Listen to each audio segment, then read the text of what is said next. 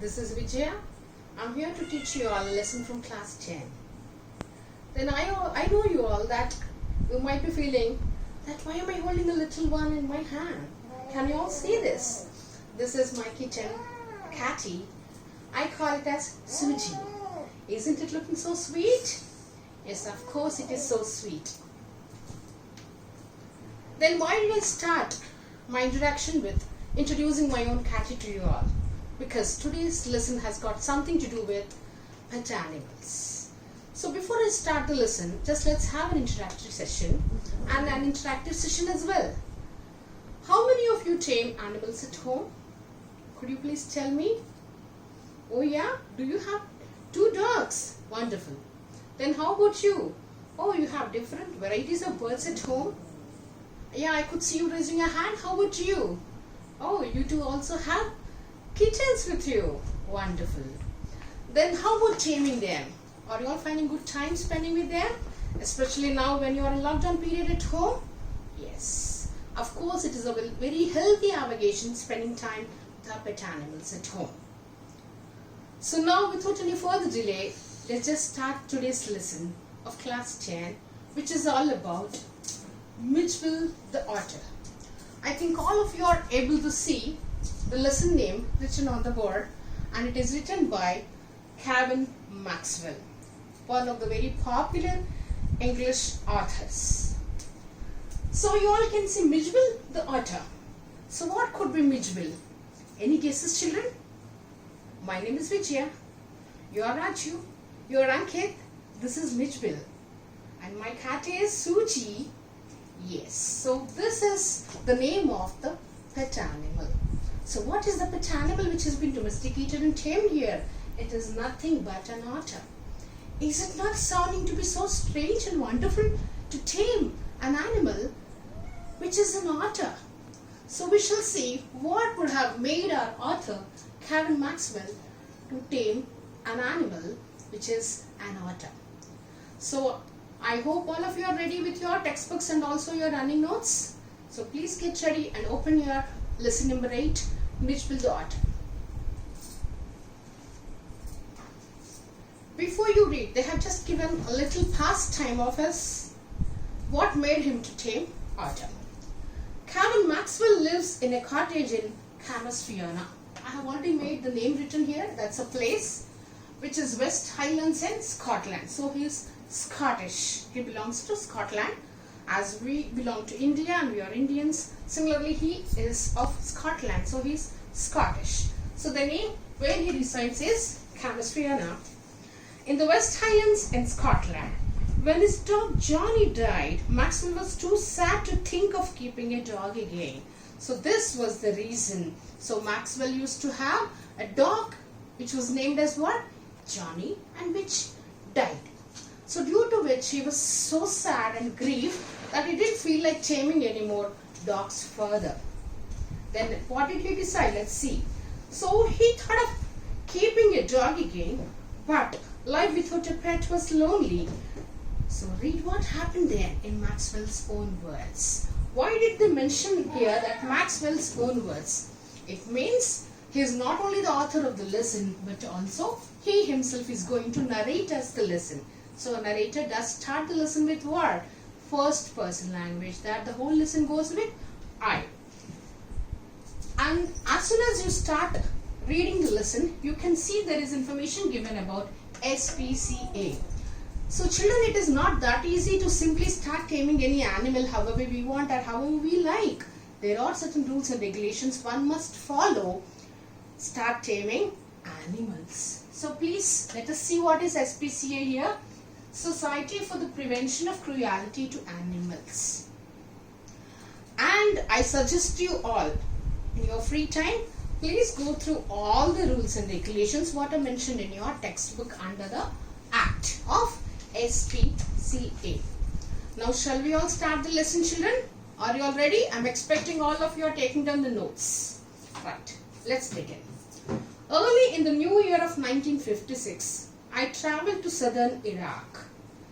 So it is mentioning that I travelled. Who is I refer to here? As I already told you that Kevin Maxwell, he is the one who is going to narrate the story here. So I is none other than Calvin Maxwell himself, and which year he was speaking about? It is in the year 1956. Where was he traveling to? He was traveling to southern Iraq. By then it had crossed my mind that I should like to keep an otter instead of a dog. So striking to mind is nothing but had crossed my mind. Sometimes, you know, whenever we think of something, when we start recollecting something, automatically something strikes to our mind. The same thing happened to him.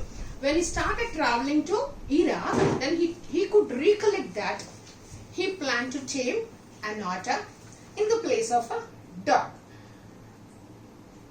And that canosphere now, ringed by water a stone's throw from its door. Stone's throw, there's a phrase used here, that's nothing but the place which is very close by to canosphere now. So stone's throw is nothing but to indicate the place which is very close. Whenever you take a stone in your hand and just throw it, it reaches the place which is close. So it is nothing but the place which is close to Iraq. Would be an eminently suitable spot for this experiment. Children, all of you, please look at the word used as experiment there. Why did he use the word experiment instead of using the word taming or adopting or domesticating? Why could not he use the word, and why did he use experiment? Because it is the first time he is going to tame an animal such as otter for the first time. So without knowing the consequences, without knowing the result, he is going to something for the first time from his behalf, taming an otter. So that's the reason he called it as an experiment. When I casually mentioned this to a friend, he as casually replied that I had better get one in the Tigris marshes. There's a place mentioned. Tigris marshes is a place which is nothing but a muddy grassland which has got a lot of moisture in it.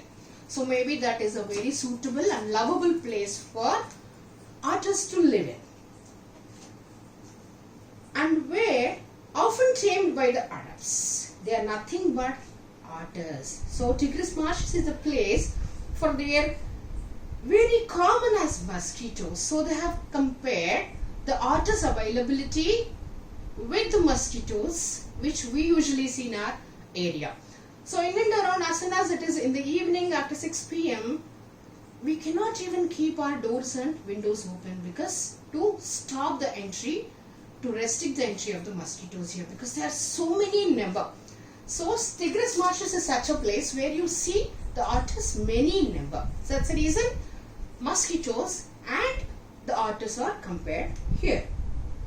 And most of the Arabs, they prefer to tame otters.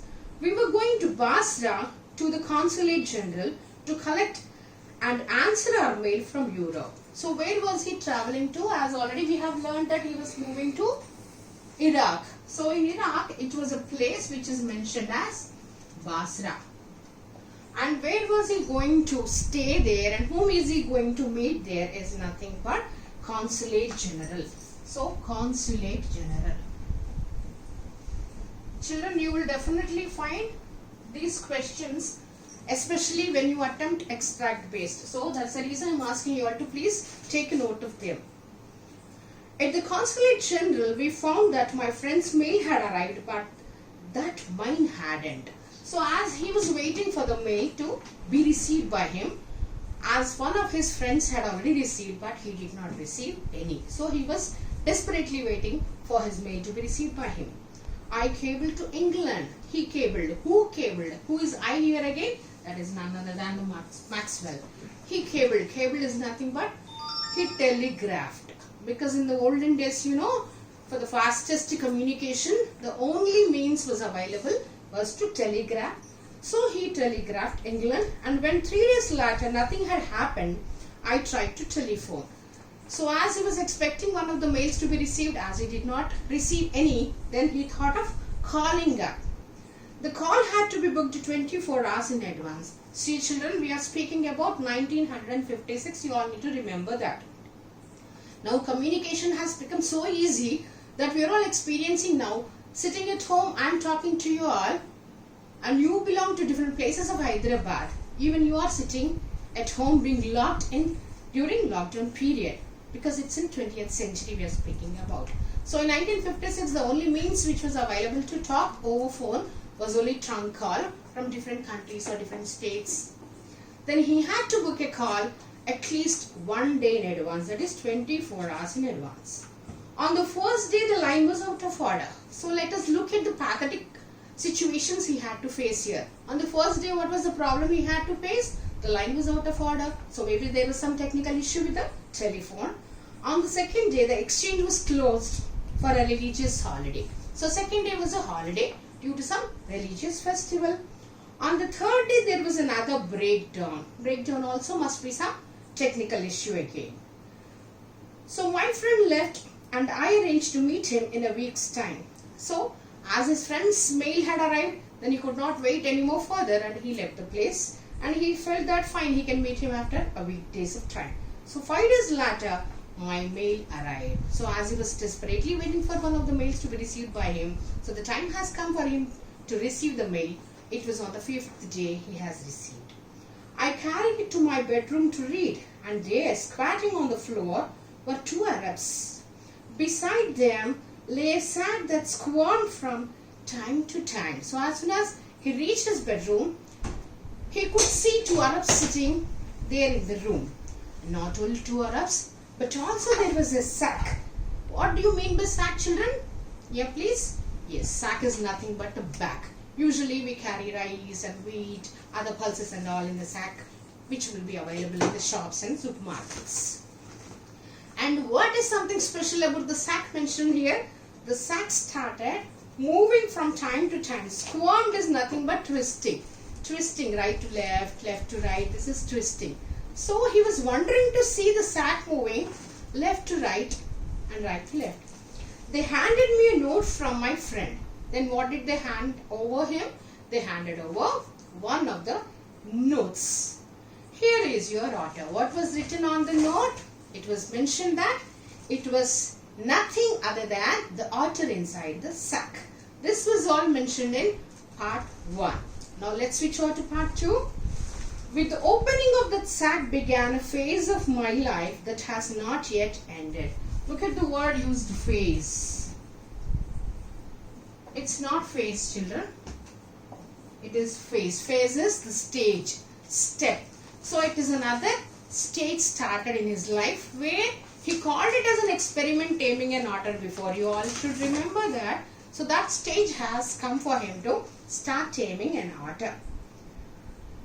And maybe for all I know, not yet before I do, it is in effect a thraldom to otters and otter fixation that I have since found to be shared by most of the people who have ever owned me. So thraldom, the word is mentioned here, that's nothing but being under the control of somebody. Fixation is nothing but a very strong attachment of feeling. Then it is the time for him start not only taming otter, but also it is the time for him to share his own experiences of taming an otter with his friends also. The creature that emerged from this sack onto the spacious tile floor of the consulate bedroom resembled most of all a very small, medievally conceived dragon. So I expect you all to please underline the first description made about the otter. As soon as he opened the sack, what could he see? He calls it as creature. Because any creation of the nature is called a creature. Even we are all creatures, right? So similarly here, he calls the otter as a creature because first time he is able to see something new. As soon as you open the sack, it comes out. Then he calls it as what?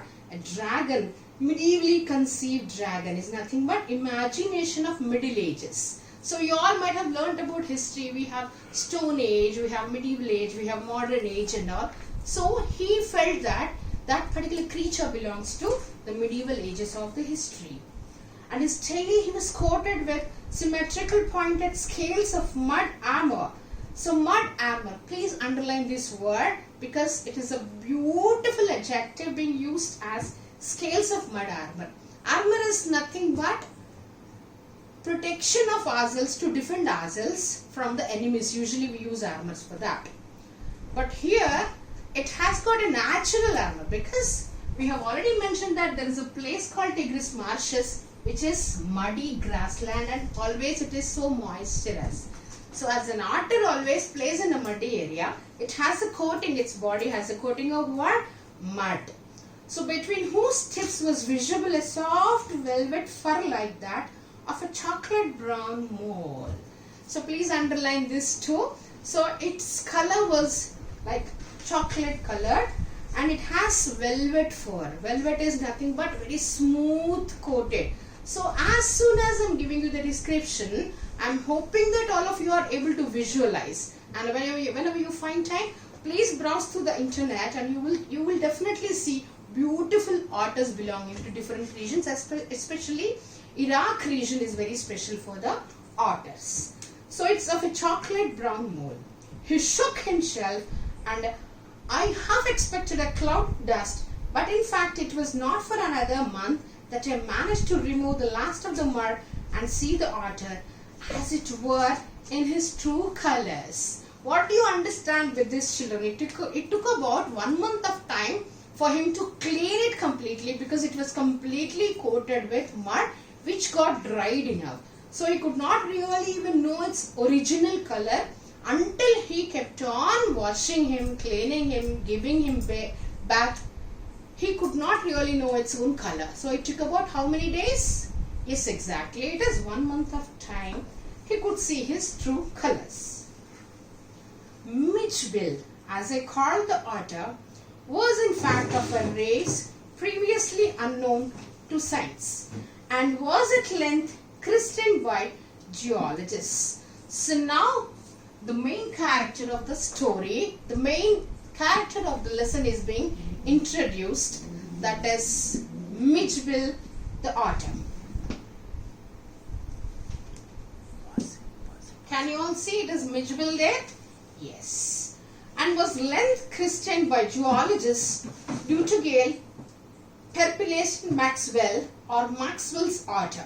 So he is naming the otter as Maxwell's otter, because again I tell you that it was the first time in his region to tame an otter. So he calls his otter as Maxwell's Mijbil. So never you please forget that. For the first 24 hours, Mijbil was neither hostile nor friendly. So please do underline these words, hostile and friendly. Hostile is, it wasn't like very unfriendly and not even friendly. So it was in between being so friendly and unfriendly as well. It wasn't so friendly or even unfriendly also. So it could not move so happily with Maxwell, nor even it could stay away from Maxwell. It does mean the same thing. He was simply aloof and indifferent. Aloof and indifferent is nothing but maintaining a minimum of distance from Maxwell. As you all know, until we start taming any of the pets, they won't get acquainted with us so easily, because they are the different creatures and it's not that easy to get acquainted with human beings. So it takes some time for them as well, right? So even here, it took some time maybe for him to get acquainted. So it was moving around by maintaining a minimum distance from Maxwell, and choosing to sleep on the floor as far from my bed as possible. So he did not even sleep with Maxwell, and it maintained the same gap, same distance, and it used to sleep away from his bed. Whose bed? It was Maxwell's bed. The second night, Mijbil came onto my bed in the small hours and remained asleep in the crook of my knees until the servant brought tea in the morning. And during the day, he began to lose his apathy and take a much too keen interest in his surroundings. See, as I told you, they would take some time to get acquainted, as it is not that easy. So first day, you all please remember, he started maintaining a minimum distance from Maxwell. But what happened on the second day? Second day, automatically, once Maxwell slept happily in the very night, in the midnight maybe, Otter came onto his bed and it slept. Where did it sleep? Because it wanted to feel much secure, and it slept in between his knees, as it found very warm maybe and very secure, and it started sleeping. Then the next day morning, it started observing its own surroundings. So his bedroom, what are all the things there in the bedroom? Usually you see the same thing with the young babies as well. The baby, when it is sent for the first time to school, let's imagine a nursery kid, when first time it steps into the school, it cries, it doesn't even mingle with the teacher. Then maybe after weekdays of time, it starts slowly speaking to its own teacher. Then after that, maybe they start even observing the surroundings as well. Then they start putting questions which never end. I made a body belt for him and took him on a lead to the bathroom, where for half an hour he went wild with joy in the water. Because it is its nature. Otters do enjoy playing in the water. So when Maxwell has taken the otter into the bathroom, he really enjoyed. For how long did he enjoy? About half an hour of time in the water, playing in the water, enjoying to its most, and it was so wild and weird as well, playing in the water. What did it do in the water? It started plunging, rolling, shooting up and down the length of the bathtub underwater and making enough slush and splash for a hippo. So even hippopotamus, you all know the animal, which is also a water animal. Similarly, even otter also, when it was left free in the water tub, it started playing, moving, jumping up and down, where the water could just came out like what? Like a fountain. So who observed all these movements of the otter? It was Maxwell to observe, and how beautifully he is describing each and every act of the otter here. You just see. This I was to learn is a characteristic of otters. Every drop of water must be, so to speak, extended and spread about the place. A bowl must at once be overturned. So what he understood by observing, or by making his observations recorded, by looking at the otter which was playing in the water, he concluded that nothing other than water which can make an otter so happy. If not a water tub, a small vessel, a small bowl of water, if it is served also, the otter enjoys each and every drop of the bowl of the water to its best. It does mean that.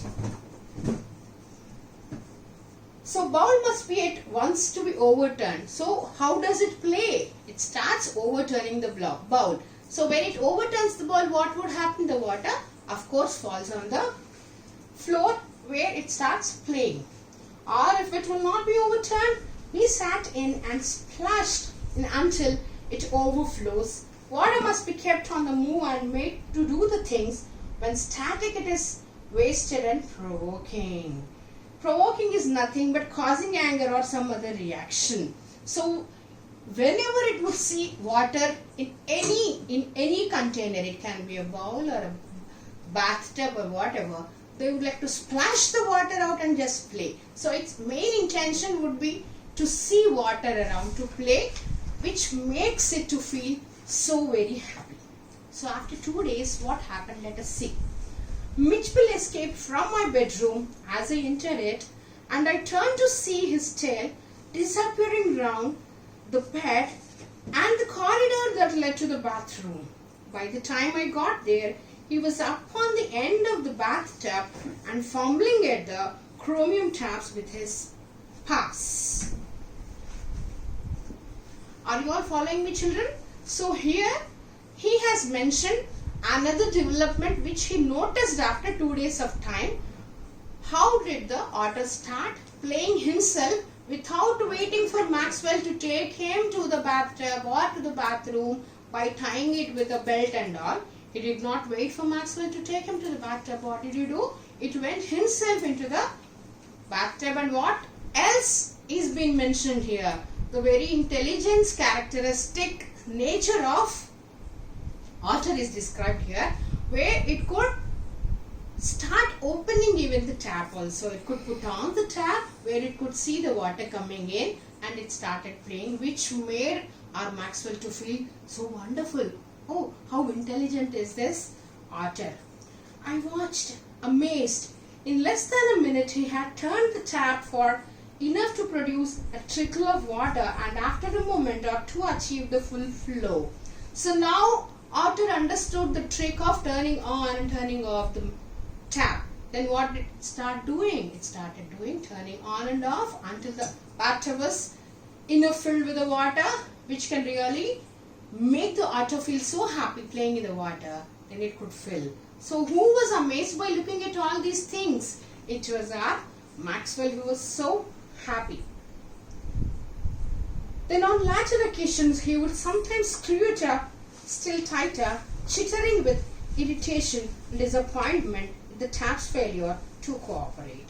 Sometimes, it used to make some sounds by which Maxwell used to understand that maybe it was disappointed as it could not turn on by applying its maximum force also. So it used to even start express its own regret as it was unable to turn on the tap.